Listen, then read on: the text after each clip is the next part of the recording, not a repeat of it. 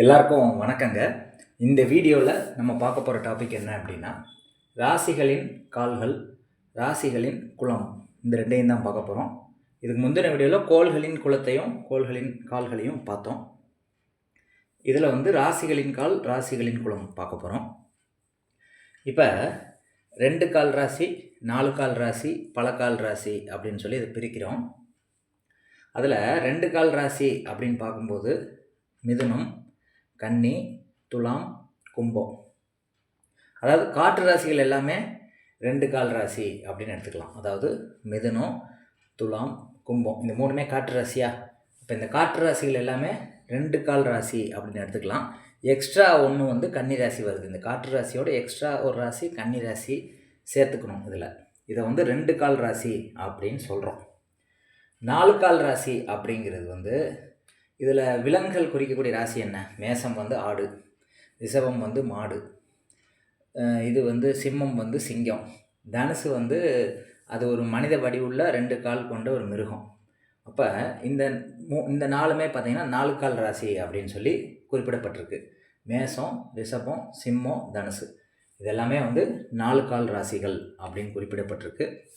அதே மாதிரி நீர் ராசிகள் அப்படின்னு சொல்லக்கூடிய கடகம், விருச்சிகம், மீனம், இந்த நீர் ராசிகள் எல்லாமே பலக்கால் ராசிகள் அப்படின்னு சொல்லப்படுது. மகரத்தையும் இதோட சேர்த்துக்கலாம் பலக்கால் ராசியில். அப்போ ராசிகளில் 3 பிரிவாக பிரிக்கிறோம். 2 கால் ராசி, 4 கால் ராசி, பலக்கால் ராசி. ஓகேயா? அப்போ இந்த நீர் ராசிகள் எல்லாமே பலக்கால் ராசிகள். கடகம், விருச்சிகம், மீனம் அப்படி ஞாபகம் வச்சுக்கோங்க. காற்று ராசிகள் எல்லாமே 2 கால் ராசிகள் அப்படி ஞாபகம் வச்சுக்கோங்க. காற்று ராசியோட எக்ஸ்ட்ரா கன்னி ராசியை சேர்த்துக்கிட்டா அது 2 கால் ராசிகள். பலக்கால் ராசியில் எக்ஸ்ட்ரா மகரத்தை சேர்த்துக்கிட்டால் அது பலக்கால் ராசிகள். 4 கால் ராசிங்கிறது மேசம், ரிஷபம், சிம்மம், தனுசு, இது 4 கால் ராசிகள். இது எதுக்கு பயன்படுது? இந்த ராசிகளினுடைய கால்களை தெரிஞ்சு நான் என்ன பண்ண போகிறேன் அப்படின்னு ஒரு டவுட் வரும்.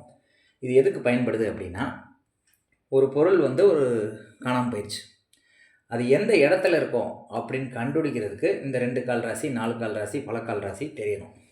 எப்படி கண்டுபிடிக்கிறது? இப்போ உதாரணத்துக்கு 4 கால் அப்படிங்கிறது என்ன எடுத்துக்கலாம்? சேரு, டேபிள், அதுவுமே 4 கால் தான். நம்ம வீட்டில் இருக்கக்கூடிய சேரு, டேபிள் அது எல்லாமே 4 கால் தான். அப்போ சேர், டேபிள் இருக்கக்கூடிய இடத்துல இருக்குது அப்படின்னு கண்டுபிடிக்கிறதுக்கு இது பயன்படுது. இதுக்கு அடுத்த வீடியோவில் பார்த்திங்கன்னா இந்த ராசிகள் குறிக்கக்கூடிய இடம் அப்படின்னு சொல்லி ஒன்று இருக்குது. அப்போ அந்த இடத்துல இந்த பொருள் பக்கத்தில் அது காணாமல் போயிருக்குது அப்படின்னு கண்டுபிடிக்கலாம். இப்போ உதாரணத்துக்கு இப்போ என்ன சொல்கிறது, இப்போ குரு அப்படிங்கிறது இருக்குதுன்னு வச்சுக்கோங்களேன். இப்போ குரு அப்படிங்கிறது பூஜை ரூமை வந்து குறிக்கும். அதே மாதிரி சுக்கிரன் அப்படிங்கிறது சமையல் ரூமை வந்து குறிக்கும். புதன் அப்படிங்கிறது புக்ஸ் இருக்கக்கூடிய இடத்த வந்து குறிக்கும். அப்படி நீங்கள் இது எல்லாத்தையுமே பார்க்கும்போது இப்போ குரு வந்து பூஜை ரூமில் குறிக்குது அப்படின்னு வச்சுக்கோங்களேன். இப்போ தனுசு ராசி வந்து குருவினுடைய வீடு, அப்போ அது பூஜை ரூமை குறிக்கும். அப்போ பூஜை ரூமில் 4 காலில் என்ன இருக்கும்? டேபிள் இருக்கும், சேர் இருக்கும். அப்போ அது பக்கத்தில் ஒரு பொருள் வந்து காணாமல் போயிருக்குது அப்படின்னு நம்ம சொல்ல முடியும். இந்த 4 கால் அப்படிங்கிறது சேர், டேபிள் மட்டும் கிடையாது, அது வந்து காரையும் குறிக்கும், 4 வீலரையும் குறிக்கும். அப்போ அது 4 வீலரா அல்லது வந்து சேரா, டேபிளா அப்படின்னு கண்டுபிடிக்கணும். அப்படின்னா அது எந்த இடத்துல இருக்குது அப்படின்னு தெரிஞ்சால் தான் இதை வந்து நம்ம கண்டுபிடிக்க முடியும். பூஜை ரூமில் வந்து கார் இருக்க வாய்ப்பு இல்லை. அப்போ பூஜை ரூமில் வந்து சேர், டேபிள் தான் இருக்கும். அப்போ அங்கே தான் காணாமல் போயிருக்குது அப்படின்னு சொல்லி நம்ம சொல்லணும். அதுவே வந்து கொஞ்சம் வெளி இடமா, வீட்டுக்கு வாசல்லனா ஒரு கார் இருக்குது அப்படின்னு நம்ம சொல்ல முடியும். அப்போ அது எந்த இடம் அப்படின்னு ஃபஸ்ட்டு ஐடென்டிஃபை பண்ணுறதுக்கு ராசிகள் குறிக்கக்கூடிய இடங்கள் அப்படின்னு சொல்லி காரத்துவம் இருக்குது, கிரகங்கள் குறிக்கக்கூடிய இடங்கள் அப்படின்னு சொல்லி காரத்துவம் இருக்குது. அது தெரிஞ்சதுக்கப்புறம் தான் இதை நம்ம வந்து ஈஸியாக ஐடென்டிஃபை பண்ண முடியும். உங்கள் புரிதலுக்காக வந்து இந்த 4 கால் அப்படிங்கிறது சேர், டேபிளாக கூட இருக்கலாம் அல்லது காராக கூட இருக்கலாம். இந்த 2 கால் அப்படிங்கிறது வந்து 2 வீலராக கூட இருக்கலாம். அப்போ பல கால் அப்படிங்கிறது வந்து, அதாவது என்ன சொல்கிறது, நிறைய, இப்போ உதாரணத்துக்கு விருச்சிகம் அப்படிங்கிறது பலக்கால் ராசி. இப்போ விருச்சிகம் அப்படின்னு எதை குறிக்குது? ஒரு காட்டோரமாக இருக்கக்கூடிய பகுதியை குறிக்குது, காடு சார்ந்த பகுதி, அதாவது அவுட்டர் ஏரியாவை குறிக்குது, முள் செடிகள் இருக்கக்கூடிய இடத்த குறிக்குது, புதர்கள் இருக்கக்கூடிய இடத்த குறிக்குது. அங்கே வந்து ஒரு ட்ரெய்லர் இருக்குது அப்படின்னா அது பலக்கால் அப்படின்னு சொல்லலாம். இதுவே வந்து என்ன சொல்லலாம், விஷ ஜந்துக்கள் இருக்குல்ல, ஒரு புழு, பூச்சி, அதுவுமே வந்து பலக்கால் அப்படின்னு தான் நம்ம சொல்கிறோம். ரயில் பூச்சினே பேர், ஏன்னா ட்ரெயினுக்கு வந்து பலக்கால் இருக்குது. அதே மாதிரி ரயில் பூச்சிக்கும் பல கால்கள் இருக்கும். அப்போ அது இருக்கக்கூடிய இடத்துல காணாமல் போயிருக்குது, அதாவது டாய்லெட் ரூம் பக்கத்தில் காணாமல் போயிருக்குது அப்படின்னு சொல்லி பார்க்குறதுக்கு இந்த பலகால் ராசிகள், 4 கால் ராசிகள், 2 கால் ராசிகள் அந்த இடத்த பொறுத்து அந்த காலதேச வர்த்தமானம் அப்படின்னு சொல்லக்கூடியது. இப்போ சிட்டி சைடில் இருந்தால் இப்படிலாம் நம்ம சொல்ல முடியாது. அப்போ சிட்டி சைடு அப்படின்னா ஒரு டாய்லெட் ரூம் பக்கத்தில் காணாமல் போயிருக்குது அப்படின்னு நம்ம சொல்கிறோம். அப்போ அது குறிக்கக்கூடிய இடங்களையும் நம்ம தெரிஞ்சுக்கணும். இது பலக்காலா, 2 காலா, 4 காலா, அது என்ன பொருள் அப்படிங்கிறதும் நம்ம வீட்டில் எது இருக்குதுன்னு பார்த்துட்டு அதுக்கேற்ற மாதிரி நம்ம பலன் சொல்லும்போது இது கரெக்டாக இருக்கும். அப்போ 2, 4 கால், பலக்கால் எப்படி பார்க்கணுங்கிறது உங்களுக்கு புரிஞ்சிருக்கும்னு நினைக்கிறேன். அடுத்த ராசிகளின் குலத்தை பற்றி பார்க்க போகிறோம். இதுக்கு முந்தின வீடியோவில் கோள்களின் குலத்தை பற்றி பார்த்தோம். அதாவது ஒவ்வொரு கோள்கள் என்ன ஜாதியை குறிக்குது அப்படின்ட்டு. அதே மாதிரி இந்த ராசிகளில் அது குறிக்கக்கூடிய குலத்தை வந்து நம்ம பார்க்க போகிறோம். இது மூல நூலில் கொடுக்கப்பட்ட விஷயத்தை வந்து நான் இந்த ராசி அப்படின்றதில் ஃபில் பண்ணியிருக்கேன். இதுவே வந்து ஜாமக்கோல் பிரசனத்தில் ஜோசியர்கள் எழுதின புக்கில் வந்து ஜோசியர்கள் லோக்கல் ஆத்தர்ஸ்ன்னு சொல்லக்கூடிய ஜாதக ஜாம்பவான்கள் எழுதின புக்கில் வந்து இதில் வந்து குலங்களே வந்து மாற்றி எழுதப்பட்டிருக்கு. அவங்க இஷ்டத்துக்கு வந்து இந்த குலத்தை வந்து மாற்றி எழுதியிருக்காங்க. அவங்க பேரை நான் மென்ஷன் பண்ண விரும்பலை. ஆனால் அதில் என்ன எழுதப்பட்டிருக்கு அப்படின்னா, இப்போ உதாரணத்துக்கு மேசமும் விருச்சிகமும் பார்த்தீங்க அப்படின்னா செவ்வாயினுடைய ராசிகள். அப்போ அதை வந்து சத்திரியன் அப்படின்னு சொல்லி குறிப்பிடப்பட்டிருக்கு. அந்த புக்கில் சொல்கிறேன். இது வந்து மூல நூலில் கொடுக்கப்பட்டதை நான் இங்கே ஃபில் பண்ணியிருக்கேன். ஆனால் இந்த லோக்கல் ஆத்தர்ஸ்ன்னு சொல்லக்கூடிய ஜோசியர்கள் எழுதின புக்கில் மேசமும் விருச்சிகமும் பார்த்தீங்கன்னா சத்திரியன் அப்படின்னு சொல்லி கொடுக்கப்பட்டிருக்கு. மகரமும் கும்பமும் பார்த்தீங்கன்னா தாழ்த்தப்பட்டோர் அப்படின்னு கொடுக்கப்பட்டிருக்கு. அந்த மாதிரி வந்து அவங்க இஷ்டத்துக்கு வந்து இந்த ஜாதியை வந்து மாற்றி மாற்றி வந்து இந்த ராசியினுடைய காரத்துவத்தில் குலத்தில் வந்து தப்பு தப்பாக வந்து எழுதப்பட்டிருக்கு.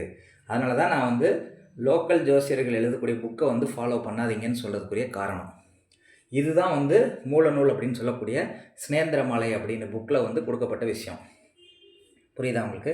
ஸ்நேந்திரமாலையில் என்ன கொடுக்கப்பட்டிருக்கு அப்படின்னா மேசமும் சிம்மமும் மட்டும்தான் சத்திரியன் அப்படின்னு கொடுக்கப்பட்டிருக்கு. அதுக்கடுத்து தனுஷும் மீனமும் பார்த்தீங்கன்னா பிராமணன் அப்படின்னு கொடுக்கப்பட்டிருக்கு. மேசமும் சிம்மமும் சத்திரியன், தனுஷும் மீனமும் பிராமணன். அதுக்கப்புறம் பார்த்தீங்கன்னா காற்று ராசிகள் அப்படின்னு சொல்லக்கூடிய மிதுனம், துலாம், கும்பம் இந்த 3மே சூத்திரர்கள் அப்படின்னு கொடுக்கப்பட்டிருக்கு. 3, 7, 11 சொல்லக்கூடிய காற்று ராசிகள் வந்து சூத்திரன் அப்படின்னு கொடுக்கப்பட்டிருக்கு. அடுத்து பார்த்தீங்கன்னா கடகமும் விருச்சிகமும் வந்து வைசியன் அப்படின்னு கொடுக்கப்பட்டிருக்கு. கடகமும் விருச்சிகமும் வைசியன். 2, 6, 10ன்னு சொல்லக்கூடிய நிலராசிகள் ரிஷபம், கன்னி, மகரம் இந்த 3மே வந்து தாழ்த்தப்பட்டோர் அப்படின்னு சொல்லி கொடுக்கப்பட்டிருக்கு. ரிஷபம், கன்னி, மகரம் வந்து தாழ்த்தப்பட்டோர்னு கொடுக்கப்பட்டிருக்கு. நிலராசிகளை வந்து தாழ்த்தப்பட்டோர் இருக்கக்கூடிய இடங்கள் அப்படின்னு கொடுக்கப்பட்டிருக்கு. காற்று ராசிகள் வந்து சூத்திரன் அப்படின்னு கொடுக்கப்பட்டிருக்கு. மிதுனம், துலாம், கும்பம். மேசமும் சிம்மமும் சத்திரியன் அப்படின்னு கொடுக்கப்பட்டிருக்கு. தனுஷும் மீனமும் பிராமணன் அப்படின்னு கொடுக்கப்பட்டிருக்கு. கடகமும் விருச்சிகமும் வைசியன் அப்படின்னு கொடுக்கப்பட்டிருக்கு. இது எதுக்கு நான் சொல்கிறேன் அப்படின்னா, இது வந்து காரத்துவமே வந்து டிஃப்ரெண்ட்டாக இருக்குது. அதனால தான் நீங்கள் வந்து லோக்கலாக இருக்கக்கூடிய ஜோசியர் எழுதுகிற புக்கை படிக்காதீங்கன்னு சொல்கிறது காரணம். திரும்ப திரும்ப சொல்கிறது காரணம் என்ன அப்படின்னா, அவங்க வந்து பெரிய சக்கரவர்த்தியாக இருக்கலாம், ஜாம்பவானாக இருக்கலாம். ஆனால் இந்த இன்ஃபர்மேஷனே வந்து ராங்காக இருக்குது.